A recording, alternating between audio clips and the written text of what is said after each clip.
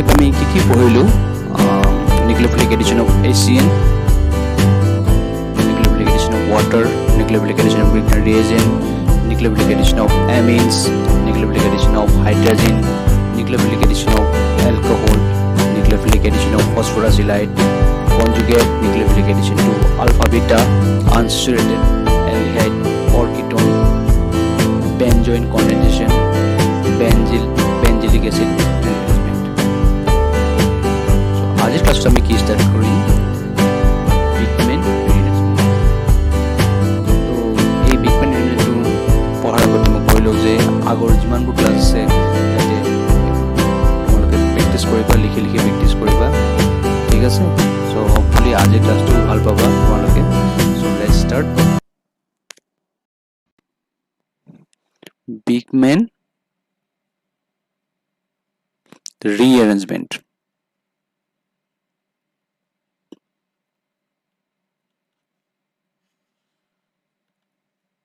The Bigman rearrangement কি হয়? তো rearrangement of oxime. Rearrangement of oxime to give N substituted carboxylate and substituted carboxylic amide.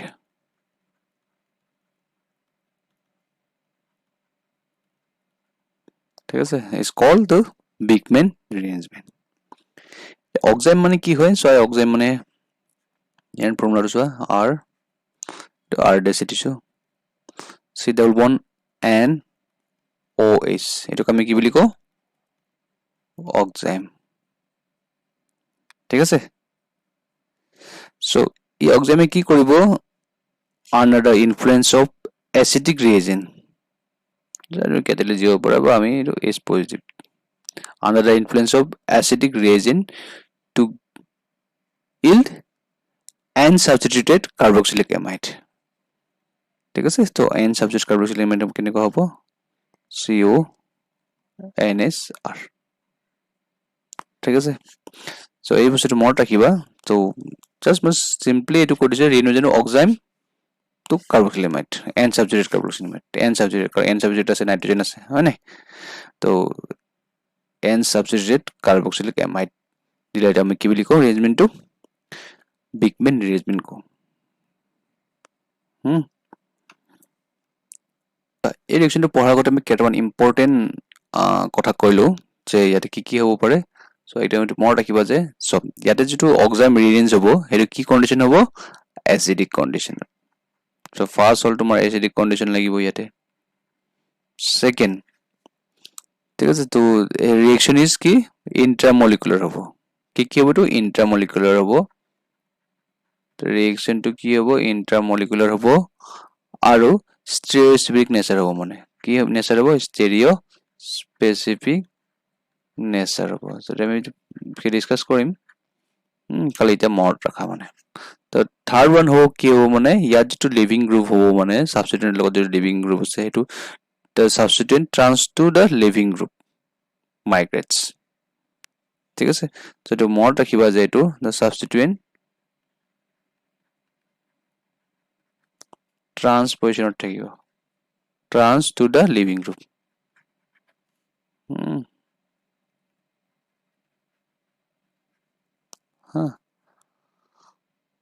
trans to the living groups migrates। তো এইটা মনত ৰাখিবা। R লাস্টত hectare এটা আছে যেটো অক্সাইমৰ ক্ষেত্ৰত মানে কলো যে ই জেনাৰেলি ৰিঅ্যাকশন বিলাক আমি কাৰ লগত হয়? কিটো অক্সাইমৰ ক্ষেত্ৰত হয় মানে। তো কিটো অক্সাইম বিলাক মোৰ এপ্লাইড টু কিটো অক্সাইমে হয়। কিটো অক্সাইম থাকিব পাৰে নহয়, তো কিটো অক্সাইম তো এৰ লগত এপ্লিকেবল হয়, বেছি ৰিএক্টিভ হয় দেন এল্ডোক্সাইম। সেইকাৰণে মানে কিটো অক্সাইমতে ইয়াৰ ৰিঅ্যাকশনবোৰ হ'ব পাৰে। এটো মই ৰিঅ্যাক্টিভিটি লিখি থৈ দিছো, জাস্ট সিম্পলি মনত ৰাখিব কাৰণে। ৰিঅ্যাকশনটো কত? কিটোজেন মানে কেনেকৈ হ'ব? ইয়াতো মানে যিকোনো CH3 থাকিলে ইয়াতো মানে C2H5 বা যেনেকুৱা নহওক মানে একে সিমিলাৰ থাকিব পাৰে, কিন্তু হাইড্ৰোজেনটো নাথাকে। মানে হাইড্ৰোজেন থাকিলে মানে কি হ'ব? এটো লেস ৰিঅ্যাক্টিভ হৈ যাব মানে। ওকে, তো এইখিনি কথা মনত ৰাখিব লাগিব। শেষত ইয়াৰ যিটো ৰিয়েকশ্যন কণ্ডিশ্যন বুলি কৈছোঁ মানে ৰিয়েকশ্যন কণ্ডিশ্যনৰ ক্ষেত্ৰত মানে কওঁ মই ইয়াতে চ' ইয়াত এই ৰিয়েকশ্যনবিলাক কি কণ্ডিশ্যন হ'ব পাৰে আৰু লাষ্ট এটা কওঁ যে কণ্ডিশ্যনবিলাক কেনেকুৱা ধৰণৰ হ'ব পাৰে কেৰিড আউট আণ্ডাৰ PCl5 দিও হ'ব পাৰে PPA দিলেও হ'ব পাৰে P2O5 দিব হ'লে বা আমি আৰু দিব পাৰোঁ TS টচাইল ক্লৰাইড ঠিক আছে এইবিলাক বিভিন্ন কণ্ডিশ্যন হ'ব পাৰে যিটো মানে ৰিয়েকশ্যনটো কেৰিড আউট হ'ব পাৰে ঠিক আছে চ' আমি প্ৰথমতে মেকানিজম চালে আমি বুজি পাম মানে এটা কি হৈ আছে ন চাহাজ তেনেহ'লে মেকানিজম চাই লওঁ বুজি লওঁ মেকানিজম চাওঁ এতিয়া তো এতিয়া ফাৰ্ষ্ট ষ্টেপত মই চোৱা যাব যিটো অক্সাম লৈ লৈছোঁ ঠিক আছে তো অক্সাম ডাবল বন NOH ঠিক আছে তো ই কি কৰিব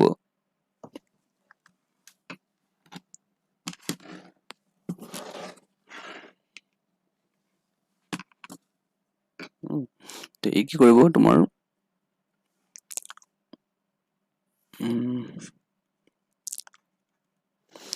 ই কি কৰিব ই যেটো আমি এচিডিক হাইড্ৰলাইসিস কৰোঁ ইয়াতে চ' ইয়াতে আমাৰ কি হ'ব বা এচিডিক ৱৰ্কআপ কৰোঁ তো ইয়াৰ কি হ'ব যিটো লন পেয়াৰ অফ ইলেক্ট্ৰন থাকিব সি প্ৰটনটো এবষ্ট্ৰেক্ট কৰি ল'ব ঠিক আছে তো এবষ্ট্ৰেক্ট কৰি পেলাই কি ইণ্টাৰমিডিয়েট ফৰ্ম কৰিব এটা অক্সনিয়াম আয়ন ইণ্টাৰমিডিয়েট ফৰ্ম কৰিলে OH2 পজিটিভ অ'কে ঠিক আছে তো এইটো হ'ল অক্সনিয়াম আয়ন ডেৰিভেটিভ অক্সনিয়াম আয়ন ডেৰিভেটিভ অ'কে ঠিক আছে চ' ইয়াৰ যিটো নেক্সট ষ্টেপ হয় নেক্সট ষ্টেপটো বহুত ইম্পৰ্টেণ্ট ঠিক আছে মই এইখিনি ষ্টেপটো চবতছে ইম্পৰ্টেণ্ট বুলি কৈছোঁ কাৰণ চোৱা ইয়াত এতিয়া ৱাটাৰটো লিভিং গ্ৰুপ হিচাপে কাম কৰিব আৰু অলৰেডি মই কৈছোঁ যে লিভিং গ্ৰুপ আৰু মাইগ্ৰেটৰী যিটো গ্ৰুপ আছে চ' এইখিনি গ্ৰুপটো মানে আৰু ইয়াৰ এই গ্ৰুপটো মানে ঠিক আছে মই এই গ্ৰুপটো কথা কৈছোঁ এই ট্ৰান্স হৈ আছে ট্ৰান্সপজিশ্যন হৈ আছে হয় তো ট্ৰান্সপজিশ্যন হোৱাৰ লগে লগে মানে আৰু চবচে ইম্পৰ্টেণ্ট কথা হ'ল মানে যেতিয়া এই গ্ৰুপটো ইয়াতে আহিব ঠিক আছে এই গ্ৰুপটোৱে ওলাই যাব মানে চ' এতিয়া এইখিনি একেলগে কৰিব চাইমিলটেনিয়াছলি কৰিব মানে চ' এইটো এটাৰ পিছত এটা নকৰে এইটো চাইমিলটেনিয়াছলি কৰিব চাইমিলটেনিয়াছলি কৰিলে আমি কি হ'ব চোৱা ইয়াত খালি এটা কথা মনত ৰাখিব যে এইটো ট্ৰান্স হ'ব লাগিব যদি মই এইটো OH2 পজিটিভ থকাহেঁতেন তেতিয়া এই গ্ৰুপটো মাইগ্ৰেট কৰিলেহেঁতেন যিটো এই দুটা ট্ৰান্সপজিশ্যন আছে চ' এই গ্ৰুপটো মাইগ্ৰেট কৰিব চ' এইখিনি বস্তুটো মনত ৰাখিলে হৈ গ'ল ঠিক আছে তো ইয়াত কি হ'ব তোমাৰ RC⋯N তাৰপিছত যিটো RDS ঠিক আছে তো RDSটো আহিলে এতিয়া চোৱা RDSটো যিহেতু আহিলে ইয়াতে তোমাৰ যিটো গুচি গ'ল পজিটিভ চাৰ্জ আৰু অলৰেডি পেয়াৰ আছে ইলেক্ট্ৰন তো এইটো হ'ল তো এতিয়া কি কৰিব ৰিএৰেঞ্জ হ'ব বিচাৰিব মানে তো ৰিএৰেঞ্জ হৈ পেলাই কি হ'ব চোৱা ইয়াতে RC⋯N RDS যিহেতু এইটো ইলেক্ট্ৰন গুচি গ'ল ইলেক্ট্ৰন ডেফিচিয়েণ্ট তো N পজিটিভ হৈ গ'ল তো আকৌ ইয়াতে মানে কি হ'ব যিটো এভেইলেবল ৱাটাৰ থাকিব মানে ৱাটাৰে আকৌ কি কৰিব সি তো ইয়াৰ লগত আকৌ তোমাৰ ইয়াত যিটো আছে ইয়াত সি এড কৰিব ঠিক আছে কাৰ্বনত লগালগ মানে কি হ'ব ইয়াতে ই যিটো ইলেক্ট্ৰন ডেফিচিয়েণ্ট আছে ইয়াৰ ইলেক্ট্ৰনটো নাইট্ৰজেন তাত গুচি যাব তো ইয়াতে কি হ'ব তোমাৰ তেতিয়াহ'লে RC⋯N RDS তো ইয়াতে কি থাকিব OH2 পজিটিভ ঠিক আছে ইয়াতে ই কি কৰিব ই চোৱা ইয়াতে হাইড্ৰজেন পৰা ইয়াৰ চোৱা ইয়াৰ যোনটো বনৰ পৰা ইলেক্ট্ৰন ডেফিচিয়েণ্ট হৈ আছে তো ইলেক্ট্ৰন সি লৈ ল'ব তো ইলেক্ট্ৰন লৈ সি কি কৰিব RC⋯N RDS তো ইয়াতে কি হ'ব OH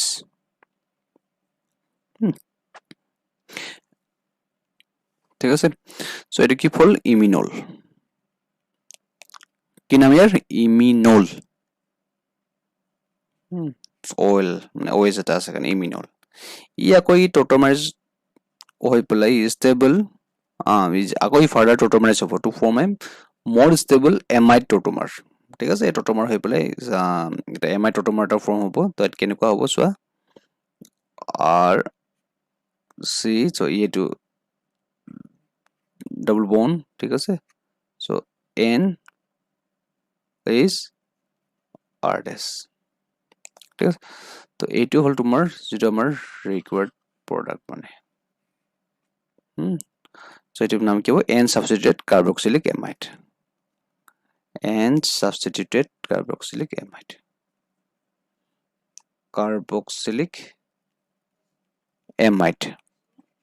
ঠিক আছে সো ঠিক আছে সো ইয়াতে যোন যেটো ইয়াত এখিনি হল তো ইয়াত যেটো ফার্স্ট স্টেপ আছে ন এর ফার্স্ট স্টেপত আমি বিভিন্ন ধৰণৰ গ্ৰুপ ইউজ কৰিব পাৰো ইয়াতে ইভিন PCl5 ইউজ কৰিব পাৰো তো অলৰেডি আমি কৈছো মেনশন কৰিছো কি গ্ৰুপ ইউজ কৰিব লাগে ঠিক আছে তো ইয়াত তোমাৰ যদি এসিডৰ ক্ষেত্ৰত যদি কম মানে তো এসিডৰ ক্ষেত্ৰত হাইড্ৰক্লোৰিক এসিড ইউজ কৰিব পাৰো লিকুইড সালফাৰ ডাইঅক্সাইড থাইলিন ক্লোৰাইড জিংক অক্সাইড ঠিক আছে এইবোৰ আমি ইউজ কৰিব পাৰো মানে ইয়াতে ঠিক আছে তো এইবোৰ আমি ইউজ কৰি প্লাই আমি প্ৰথমতে লিভিং গ্ৰুপ এটা বনাই লব পাৰো তো ইয়াৰ লগত ইমান কেছ নাই মানে এটো ইমান তো লিভিং গ্ৰুপ বনাই দিলে কল ফাৰ্স্ট স্টেপত কেনেকা লিভিং গ্ৰুপ হ'ব পাৰে তো সেইখিনি আমাৰ ইম্পৰ্টেন্ট সো এটা যেনিবা এটা এক্সাম্পল তে চাই দিছো মানে ইয়াতে যেনিবা যদি যাবস ইয়াৰ লগত যদি আমাৰ PCl5 এ আমি ইউজ কৰিলো তেন PCl5 তে কি ফৰ্ম হ'ল তেন সো ইয়াতে so R C double bond R ডেশ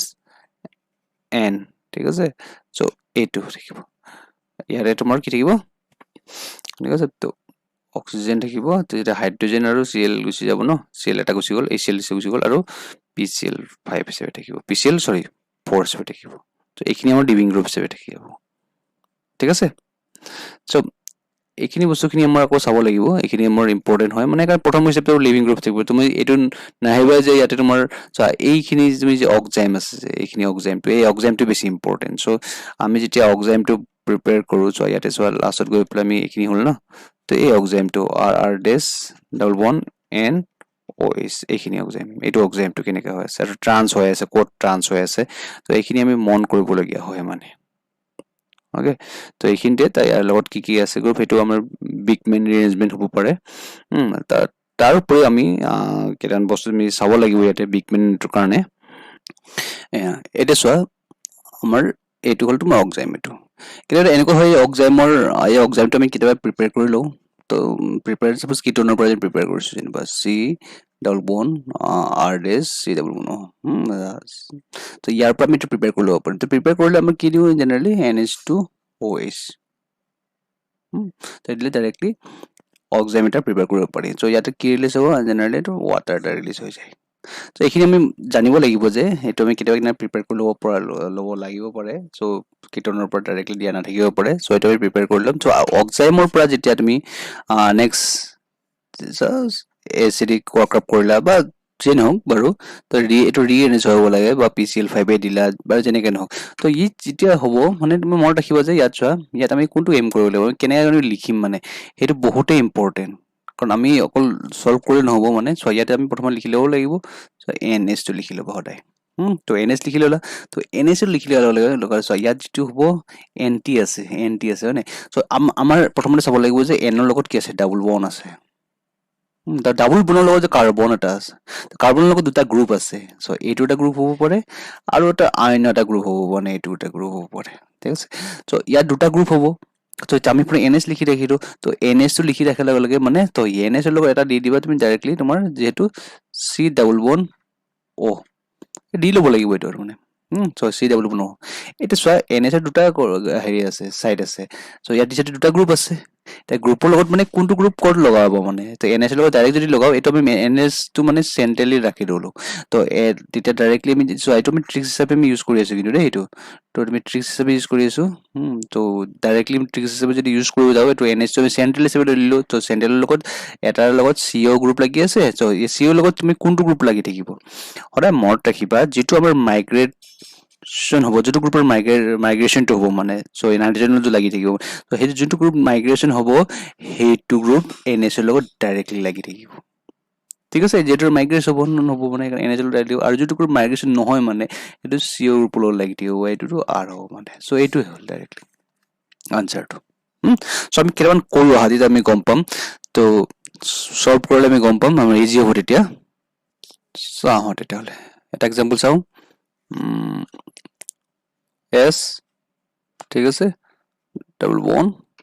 তো যে 5 মেম্বাৰ ৰিঙৰ এটো হয় এটো মিথাইল গ্ৰুপ দিছো তাৰপিছত দিছো ডাবল বন্ড N আৰু এটো দিছো OH ঠিক আছে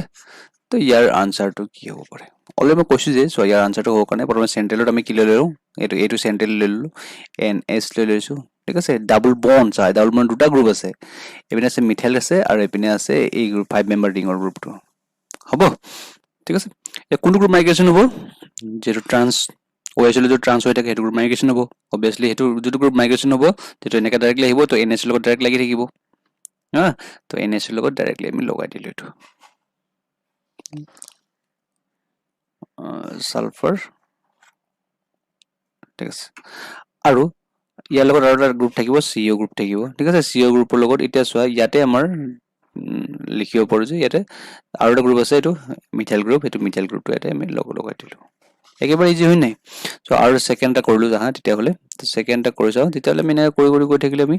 একদম ইজি হয় বিগমেন ৰিএকশনটো আমাৰ কোৱেশ্চন আহাৰ লগে লগে আমি সলভ কৰিব পাৰিম তেতিয়া মানে ঠিক আছে তো আমি কোৱেশ্চনটো আহাৰ লগে লগে আমি সলভ কৰিব পাৰিম তো আমাৰ এটা প্ৰবলেম নহব মানে সো আকৌ নেক্সট আছে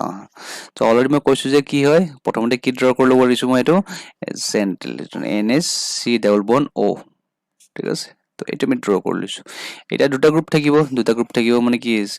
C ডাবল বন্ড N ৰ লগত এই দুটা গ্ৰুপ আছে আৰু এই দুটা গ্ৰুপ আছে ঠিক আছে সো আমাৰ সাপোজ এইটো গ্ৰুপৰ আছে এইটো গ্ৰুপৰ যেটো ট্ৰান্স হৈ আছে তো NS লগত থাকিব তো এইটো আমাৰ ড্ৰ কৰি লিখিলো তো আৰু এটা গ্ৰুপ আছে তোমাৰ এইটো গ্ৰুপটো তো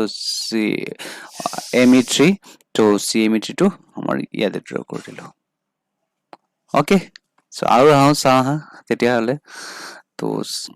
নাম্বাৰ 3 এটা চাও হা তেতিয়া হলে কেনেকানৰ হ'ব পাৰে সো এইটো চোৱা এটা গ্ৰুপ তাৰ পিছত থাকিব তোমাৰ ডাবল বন্ড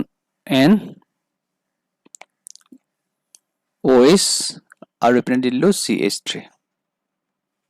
ওকে সো এইটো কি হ'ব তেতিয়া হলে কৰিছো এইটো ভাবা অকমান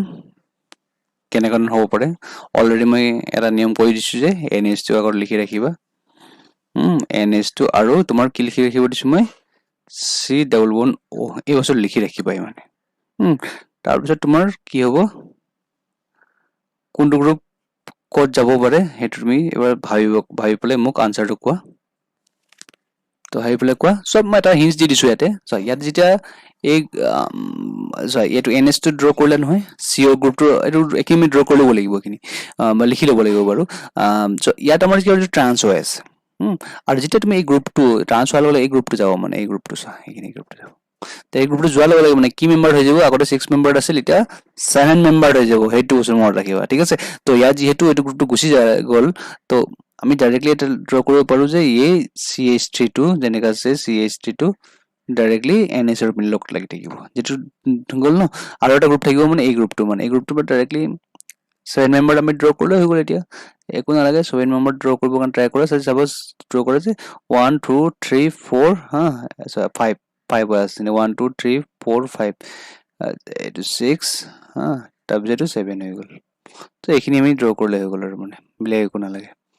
সিম্পল হয় সো এতিয়া আমাৰ ধুনিয়াকে হৈ গল নাই তো 7 মেম্বাৰ হৈ গল নাই 1 2 3 4 5 6 7 7 হৈ গল এটো 6 আছিল আৰু ইয়াত লগত যিটো মাইগ্ৰেশ্যন হ'ব মানে সো এটো CO আছে হেতুৰ লগত এটা এই যে দুটা সাইড আছে এটো কাৰ্বনৰ সাইড এটা আছে এটো কাৰ্বনৰ সাইড আৰু এটো হল তোমাৰ এটো CH3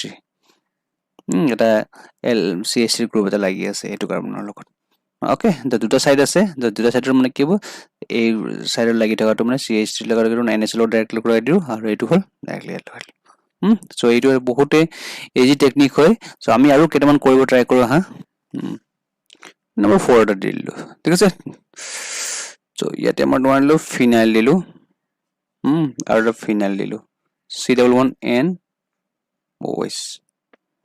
এটো কি হ'ব কোৱা সো কেতিয়াবা আমি কেটালিস্ট দি দিলে PiCl3 এনেকুৱা কৰি দিব পাৰো কেতিয়াবা সো এটো তুমি মান এইবিলাকৰ কাৰণে কনফিউজন হ'ব নালাগে মানে মই ভাবো কেতিয়াবা আয়ৰন ক্লোৰাইড দিব পাৰো বিসমিথাইল ক্লোৰাইড দিব পাৰো সো এইবিলাক আমি দিব পাৰো কেতিয়াবা পঢ়ি খাব কাৰণে সো এটো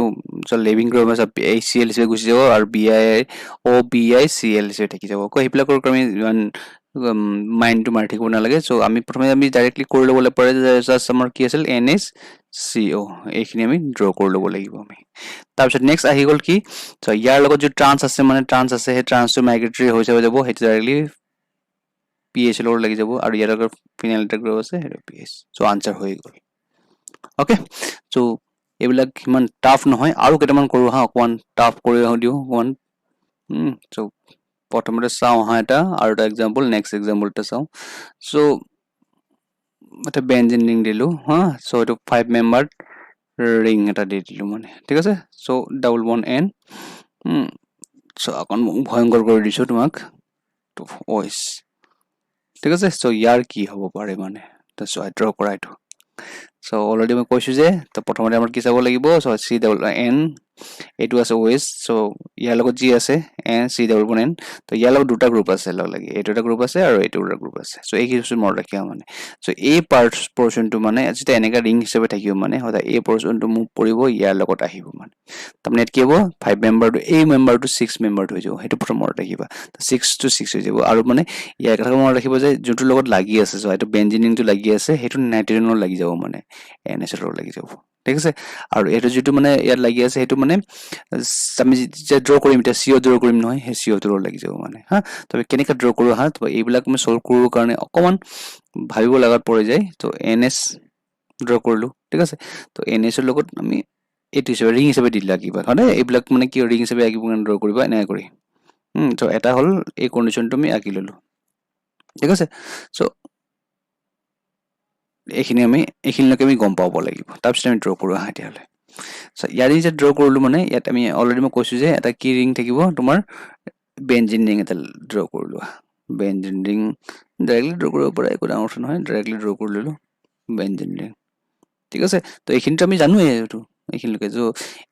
ইয়াৰ লগত আৰু এটা হ'ল তোমাৰ এই ডাবল বন মানে কি আৰু ডাবল বন চৰি দুটা এলকাইল গ্ৰুপ আছে ছাবষ্টিটিউট গ্ৰুপ থকাটো আমি ইয়াত ড্ৰ কৰিলোঁ ইয়াতে ছাবষ্টিটিউট ড্ৰ কৰিলোঁ তো ইয়াৰ লগত ছাবষ্টিটিউট থকাটো ড্ৰ কৰি ল'লোঁ খালি এতিয়া নেক্সট আমাৰ কি মনত ৰাখিব লাগিব যে এইটো কিমান মেম্বাৰ থাকিব আগতে 5 মেম্বাৰ আছিল 6 মেম্বাৰ কৰিবৰ কাৰণে চোৱা আৰু এতিয়া আৰু বাকী একো কৰিব নালাগে চ' 6 মেম্বাৰ কৰিবৰ কাৰণে 1 2 3 ঠিক আছে এইটো 4 5 আৰু এটাকে ড্ৰ কৰিলে হৈ গ'ল 6 ঠিক আছে হৈ গ'ল সলভ হৈ গ'ল চ' ইমান টাফ প্ৰব্লেমবিলাক আমি সলভ কৰিব পাৰোঁ মানে এইটো ধৰণে মানে তো আৰু কেইটামান চাওঁ হা এটা চাওঁ তো ইয়াত কেনেকুৱা নহ'ব এইটো দি দিছোঁ যেনিবা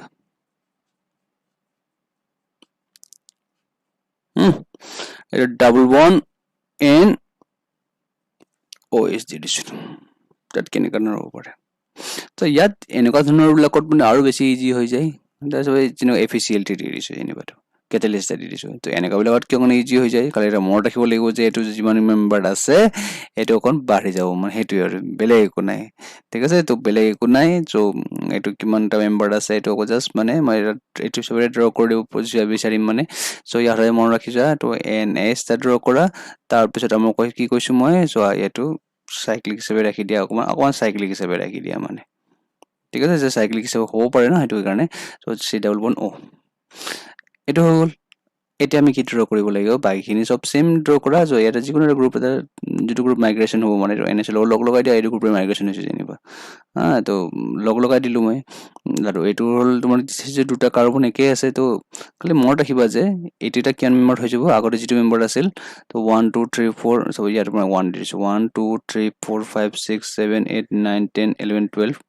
ঠিক আছে 12 আছে ন এতিয়া 13 হৈ যাব মানে মুঠতে সেইটো আৰু ড্ৰ কৰি থাকা আৰু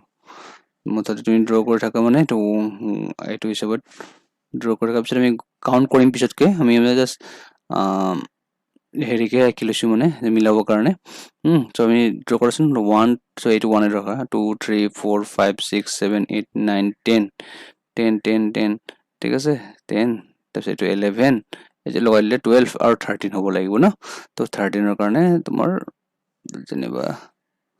চাপ'জ ৰ'বা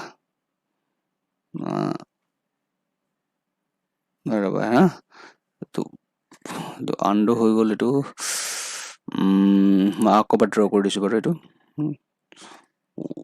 1 2 চ' এইটো বস্তুখিনি মই চিমিলাৰলি আঁকিলোঁ তাৰপিছত তোমাৰ আমি কিমান মেম্বাৰ ৰাখিব লাগে তাৰপিছত এইটো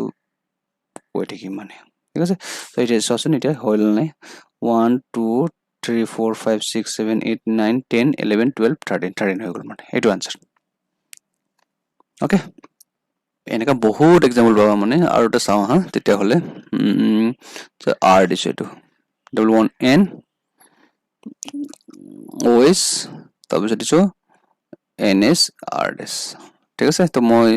ইয়াত অকণ চেঞ্জ কৰি দিছো SO3 CL দি দিছো ঠিক আছে SO2 actually PS SO2 CL তো এইটো কেনেকা হ'ব একে হয় আমি এক্সাম চাই ল'ব লাগিব এক্সাম থাকিলে আমাৰ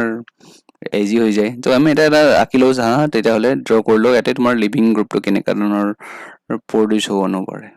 তো এইটো আমি নাকিলো হয় তথাপি মানে এইটো তোমাৰ কনভিনিয়েন্টৰ কাৰণে মই এইটো ড্ৰ কৰি দিম সো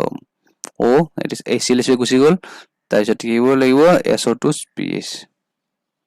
ঠিক আছে লিভিং গ্ৰুপ হিচাপে গুচি যাব তো এই গ্ৰুপটো আমাৰ আহিব ইয়াত আহিব ই গুচি গ'ল হয় নাই তো ডাইৰেক্টলি আমি ড্ৰ কৰিব পাৰো মানে ইয়াৰে সো NS আহি গ'ল NSCO দি দিলা এটা চোৱা যোনটো মানে মাইগ্ৰেটেড হ'ব মানে এইটো R দি দিলা আৰু যাৰ লগত CO লগত তোমাৰ NS RS হৈ গ'ল সিম্পল এইটো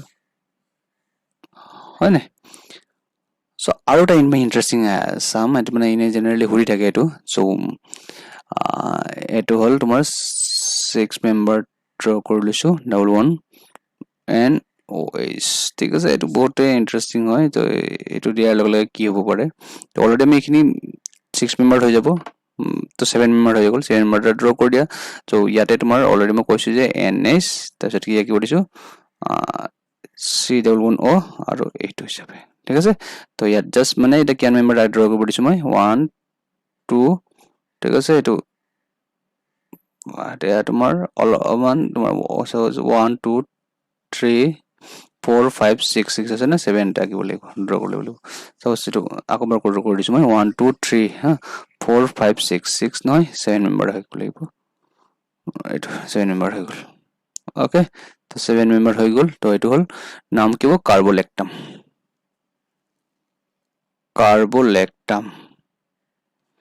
ওকে তো ইয়াত আমাৰ কাৰ্বোলেক্টামটো ড্ৰ কৰাৰ পিছত আকৌ যদি হিট কৰো মানে হিট কৰিলে হিট কি লাগিব এই লেক্টামটো ভাঙি যাব মানে তো লেক্টামটো ভাঙি যোৱাৰ লগে লগে মানে যিকোনো এটা ভাঙি দিয়া ড্ৰ ইয়াতে সো ইয়াতে তুমি ভাঙিব কাৰণে কিন্তু এটা বস্তু মনত ৰাখিব যে কোনখিনি আমি ভাঙিম তো সেইটো এটা ইন্টাৰেষ্টিং হয় মানে ক'ত আমি ভাঙি দিলে আমাৰ ইজি হ'ব পাৰে আমি ইয়াত ভাঙিম নে ইয়াত ভাঙিম মানে ঠিক আছে নাম্বাৰ 2 টোত ভাঙিম ড্ৰ কৰিম মানে কোনটোতে ভাঙিম মানে সো আমাৰ জেনাৰেলি আমি কোনটো ভাঙিম সো ইয়াতে ভাঙি দিম তো NS ঠিক আছে ইয়াত ভাঙি দিলো তো থাকি গ'ল কি CW1O CW1O তো এইটো হিচাপত যাব মানে তো ইয়াত কিমান থাকিব সাপোজ 1 2 3 4 5 6 আৰু 7 হিচাপে থাকি গ'ল হা সো এইটো আমাৰ তো এনেকা হিচাপত ডাঙৰ লেগটাম এটা ফৰ্ম হ'ব মানে N মেম্বাৰ মানে ওকে পলিমাৰ এটা ফৰ্ম হ'ব মানে সো এইখিনিলৈকে হপফুলি বুজি পালা বুলি ভাবিলো মই তো এনেকুৱা ইয়াৰ ধৰণৰ কিমান কোৱেশ্চন আছে যে বিশেষকৈ বিগমেন ৰিএৰেঞ্জমেন্টৰ তো এইবোৰ বেলেগ বেলেগ কিতাপৰ পৰা প্ৰেক্টিছ কৰিব ট্ৰাই কৰিবা তো আজিলৈ মই ইমানটা সামৰণি মাৰিলো আৰু নেক্সট ক্লাছত আকৌ লগ পাম তেতিয়ালৈ বাই বাই